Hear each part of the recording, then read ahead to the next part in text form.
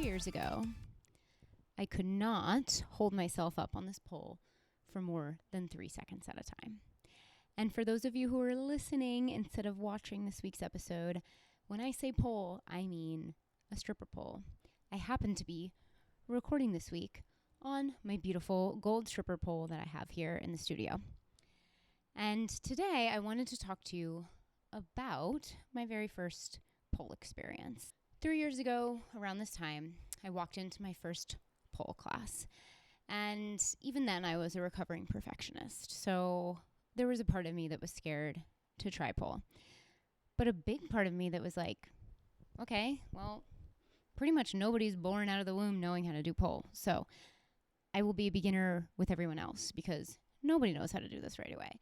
So even if I suck, that'll be fine. It's an even playing field. Everybody has to learn somewhere with pole. But then a couple months later, I went to my first hip hop and heels class. And that felt like a whole different kind of terror because pole felt like everyone was going to be bad at it when they started it. But dance felt like something different. I've always kind of been self-conscious about my ability to dance. And I thought maybe there was like some dance class in 3rd grade that everybody else went to. And I happened to be absent that day because everyone else seems to just know how to dance. And I fucking don't. As terrified as I was, I grabbed my bag. I drove my little booty over to that dance studio. I laced up those $50 high heel shoes that I bought on Amazon. And I looked out on that dance floor and I thought I was going to barf. I was so fucking nervous. All I wanted to do in that moment was go home. I did not want to dance. But I stood up with those brand new shoes. I walked out onto that dance floor and I danced anyway. And that is what today's episode is all about. It's about doing scary things that make you want to turn around and go home, but doing them anyway. Welcome to the Renaissance Room, my friends. I am Katie, your host, Boudoir photographer, and your reminder that your body was never the problem.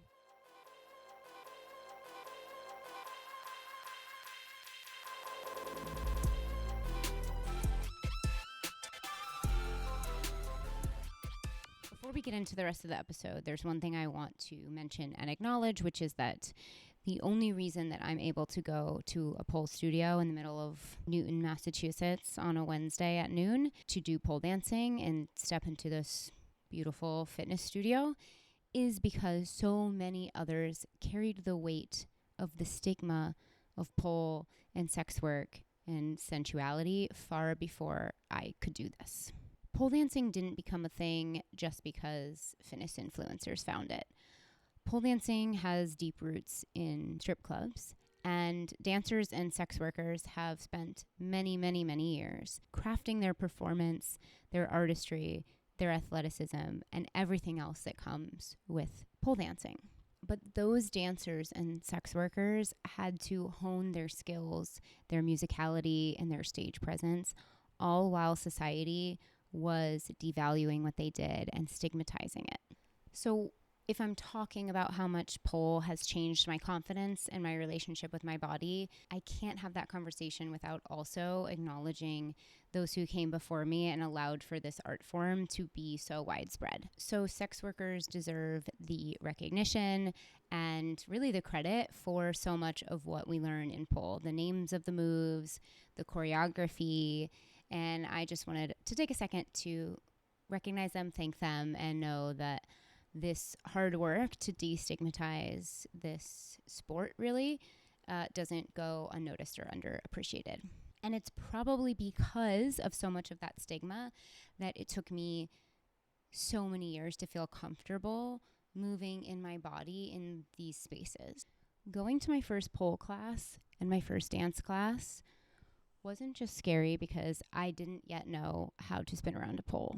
It was scary because of all the stigma around what happens when a woman takes up space the way that I saw women taking up space on a pole or taking up space in a dance class.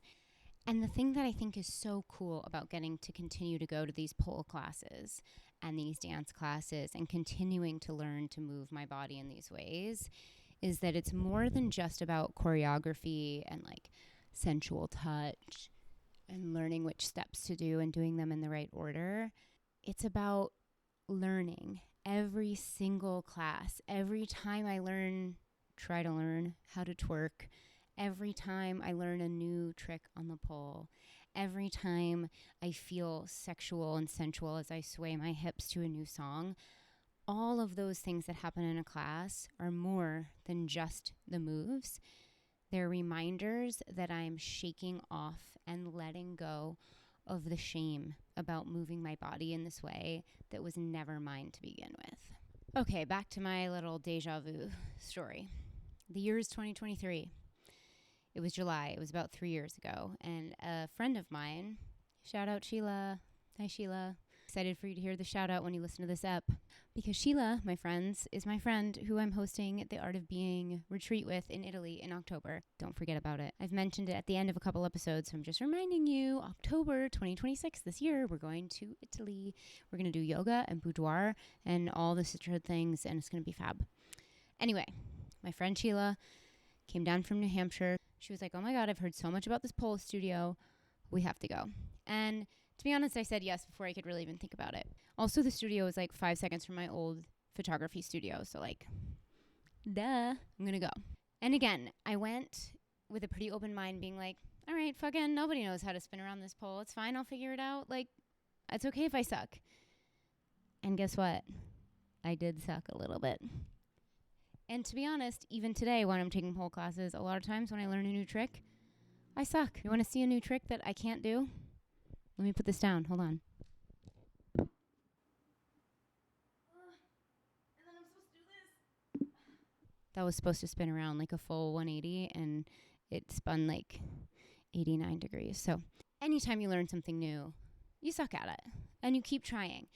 And I expected that from pole, but what I did not expect from pole is how much trust is involved. Self-trust. It's my favorite part about pole. And I also mean trust in the literal sense, like trust that if I put my hand here and my leg here, that I will be able to hold myself up. Trust that this body that I have spent many years criticizing and hating is strong enough to do some of these poses. Trust that my hands are going to grip the pole and keep me from falling. It's self-trust in so many ways because it also helps you reset your mindset. If you go into a pole class and you watch a lady flip herself upside down and say, okay, now your turn, it's very easy for your first instinct to be like, bitch, what? No, I can't do that. This body can't do that. Pole teaches you that if you want to keep improving, if you want to keep learning new tricks, if you want to keep unlocking your sensuality, you've got to like invite a little bit of positivity in. For me, it ends up being a lot of stubbornness because I'll be like, okay, I didn't get it this time, but I'm going to get it next time. But that positivity is something that I had to learn. Like a lot of my life, I thought, I can never do that. I can't do that. That's not for me. I'm not strong enough. I'm not talented enough. I'm not funny enough. I'm not smart enough. I'm not tall enough. So the fact that pole has me in a stubborn sense saying, okay, I can't do this trick today, but I'm going to fucking get it next time is kind of a miracle. It's kind of its own kind of therapy. It's pretty awesome. Like, for example, I ended up putting a compilation together on Instagram of me failing for 6 straight weeks at this particular move called the Hello Boys. And I tried that move so many times, and I literally fell on my butt over and over and over and over again. And every single time I tried it, every class that I went to, I got a little bit closer to being able to hold my body up and do this particular move. As a recovering perfectionist, there was a lot of that was hard for me. And that's why pole is so good for me, because you can't just show up at week 6 and be able to do a beginner to intermediate level trick without failing over and over and over. And you just sort of have to keep showing up and keep being a little bit bad at it until you can get good at it. Or even not even good at it, just a little less bad at it. But either way, it was making me consistently show up for myself to try new and hard things, change my attitude about whether or not I think I can do them, and trust myself. Trust where I put my hands and where I put my legs and where I can pull my body up and where I can let go. Where can I let go and trust gravity and trust my instructor? Where can I let my head hang a little bit looser? Where can I let a hand come out for like a cutie little whatever this fucking is? For everyone who's just listening and not watching, I did like a little elegant hand situation. It taught me so much about trusting myself, trusting the person in here, trusting even like a piece of play, trusting my inner child to like try something that looks really fun, go upside down and giggle when I fail. I couldn't believe how much pole was teaching me that had nothing to do with learning how to do an Aisha or a front hook. And something else that pole did was help me appreciate my body from different angles that I had never seen it before. Do you know how often you look at your butt when you see videos of yourself doing pole? And how much do you look at your butt on an everyday basis? Probably not as much as you do when you're at pole. So after 6-ish months of going to pole and loving it, I had an opportunity to go to a beginner's heels class. And I had seen so many girly pops come out of the heels classes before my pole classes used to start. And they all looked so incredible and so confident. And they were wearing outfits that I absolutely could wear. Like 1000%. They're outfits I would wear in Boudoir. They're outfits I would have my clients wear. I would wear some of them out to a concert. And I loved them so much, like fishnet and like tight stuff for the booty and like gorgeous heels. And I loved the look, but when I was watching them, sometimes I would like catch the end of the class before mine and I'd watch them, and the confidence they had in moving their bodies in ways that I wasn't sure like my hips could even do. Like that was so impressive and so intimidating to me. But I thought, okay, well, what better time to go and try it than when they're offering a specific class for beginners? And so that was the story from the top of the episode when I was like, I laced up my heels and I immediately wanted to barf. And that happened pretty much every single class that I went to after that. And I started to go to more of these dance classes. Some of them were hip hop and heels. Some of them were contemporary dance. But all of them made me sit in my car before I went inside and question my life choices. And a big reason for that was the videographer. You would think that because I'm a photographer, I wouldn't mind a big fat camera in my face. You would think wrong. When I'm doing something I feel confident in, sure, film me, take pictures of me, ask me questions, great. But when I have to dance in front of a big fancy camera to a choreography I only spent the last 52 minutes learning, in heels I can barely walk in front of my peers, I'm scared shitless. And this would happen at every single class. They had a videographer come to every class, and every week I would think, oh my God, I can't learn this choreo in 52 minutes. I just can't do it. I don't want to stand in front of the camera. What if I forget? What if I fall on my face? What if I look so dumb doing a body roll when everyone else is so good at it? And I still look like a newborn calf that was just born and doesn't know how to walk yet. What will everyone think of me? And then I have to watch it over and over and over and over again. No, thank you. And I wish I could tell you that eventually I didn't mind and I gained confidence and I was like, bring it on, videographers. But that's not what happened. What happened was that I would still get anxiety about it. I would still get a racing heart rate right before it was my turn.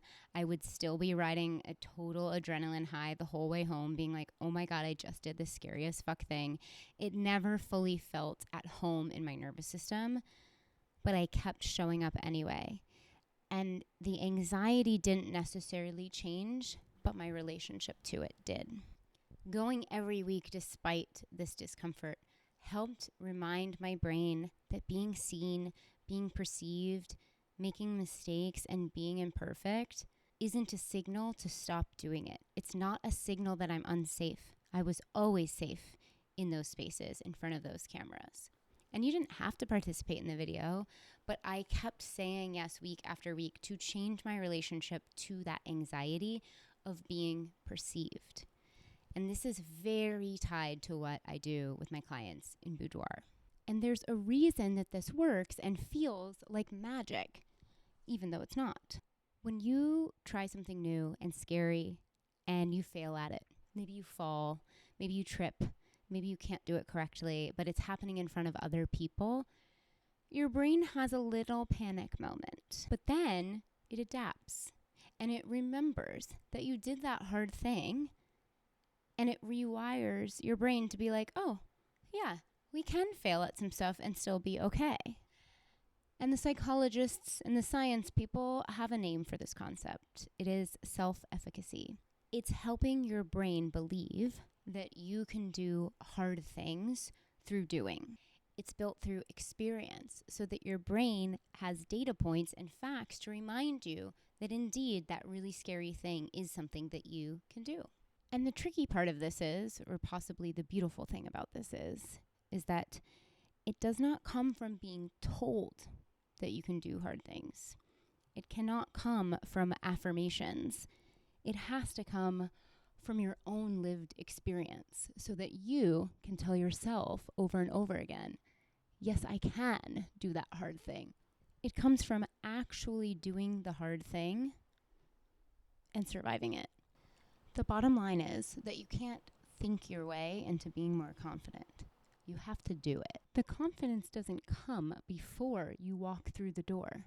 It comes because you walked through the door every single time, which is why so many of the objections that we went over in one of those first 2 or 3 episodes of reasons people aren't ready to book a boudoir session of like, I wish I lost the 10 pounds first, or I'm not ready, I don't have any lingerie to wear, or I'm just not feeling confident enough to do this, is kind of like the horse before the cart, cart before the horse, egg before the chicken, chicken before the egg situation. Like, if you do the shoot despite not feeling ready, you will become ready. You will become confident by doing the thing that scared the shit out of you. And I will have a little real talk moment with you right now. Come here. I'm having regrets doing this episode on the pole because I don't feel super strong in doing these pole moves, A, while holding this microphone that has a cord on it and keeps getting caught around my pole, and B, because I actually took about a 1.5 year break from pole when I moved from Rhode Island to Boston, and I hadn't found a studio that I really loved to go back to classes to. And I also had some like off and on times that were good and not so good with my body image. Also, I broke my foot in November, so there was that. But I am feeling a little bit rusty on the pole, okay?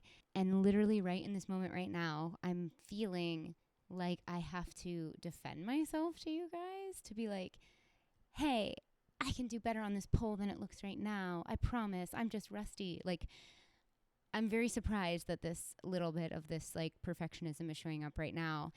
And I'm going to give myself the pep talk that I sometimes need to give myself and also my clients, which is that it's actually really cool and rad to be new at something. So the classes that I've started taking at this new pole studio that I just recently started going back to are an intro to pole choreo. So they kind of combine the hip hop and heels classes with the pole. So usually at my old studio, I used to either just learn tricks on the pole. So I wasn't learning how to like sexily combine them together to tell like a full story. Or I was taking heel classes, which had nothing to do with the pole. And it was just like walking sexy and hair flipping and touching your body in sexy ways. But this pole choreo class is comboing the two.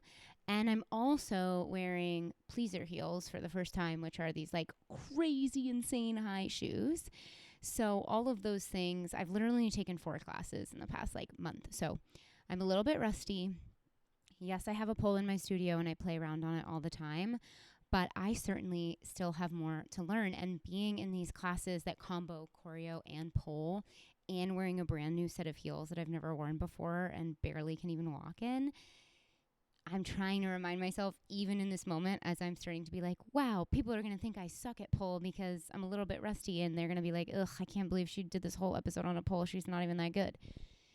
Quiet that little inner critic, Katie. Shh, quiet. I will remind myself right now because there's actually a big, massive mirror behind where my camera is right now. And I will tell myself, Katie, it is rad to be trying new things and be bad at them. It's pretty cool and brave. You're pretty brave. Okay, I feel better. A little bit. The point of all this is how cool is it to try something new and scary, whether that be boudoir or a pole class or a dance class or anything that is something outside of your comfort zone. Maybe you've been a dancer your whole life and none of this sounds scary to you at all. Maybe something scary to you is bungee jumping or riding a motorcycle or taking an art class, maybe a painting class. Maybe you've always considered yourself an artist, like with your body, but you've never picked up a paintbrush and that sounds scary. All of those things are going to rewire your brain to show you that doing something scary and hard is possible for you. If you don't actually do the do, you're not going to get that rewiring of your brain. You're still going to get those voices that I just heard saying, you're not that good at this, you can't do it, you suck. The more you do it, the more you put yourself in places that are hard and scary, the more confidence you are literally scientifically going to build. And I'm talking to myself as I say this in the mirror. Being a beginner at something is not a setback. It's not a negative thing. It's an incredible gift that makes you feel alive again. Being a beginner at something isn't bad. It really just means that you care more about learning something new than looking good or being the best at it. And how rad and awesome is that? It's kind of like this horrifying cocktail of terror and aliveness. And that cocktail is exactly where growth lives. So to sum up, what do boudoir, pole, hip-hop classes, and anything that scares the ever-living shit out of you have in common? They all require you to show up imperfectly, exactly as you are right now, and be seen without having to have had the experience before, without having to have lost the weight, without having to become worthy of this thing that feels new and scary and maybe not for you. All of these things ask you to trust yourself before you even know that you're trustworthy. And that is the magical shit that builds your confidence, like from the inside out. It's like something in you knows you can do it, even though this thing up here is saying you can't. And every time you let your body move through the thing that you think you can't do, you're reminding your brain that yes, you fucking can. The women who come into the Renaissance room are not women who already have everything figured out and have 100% confidence already. They are women who know that they are done waiting around to feel confident, and they're going to just take that confidence into their own hands. There are women who maybe drove to my studio and like I did when I was scared to walk into that hip hop and heels class, maybe they sat in their car and thought about turning around and going home. Maybe they worried they were going to barf on my floor the way I was worried I was going to barf on that dance floor. The scary thing doesn't stop being scary. You just have to stop letting the scary part keep you from doing the thing that you're scared of doing. So go to the class anyway, book the boudoir shoot anyway, fall behind in the class choreo, fall on your butt in the pole. Go do the thing that scares the shit out of you. I promise it will make you better off in the long run. Go fumble, go make the mistakes, go be scared shitless. And wherever that is for you is exactly where you're supposed to be. Thank you so much, my friends. I will catch you on the next episode, and I promise I will be a little less out of breath because I won't be trying to do all these bold tricks while I talk to you. Farewell, ta-ta, au revoir, and I can't wait to see you for the next step.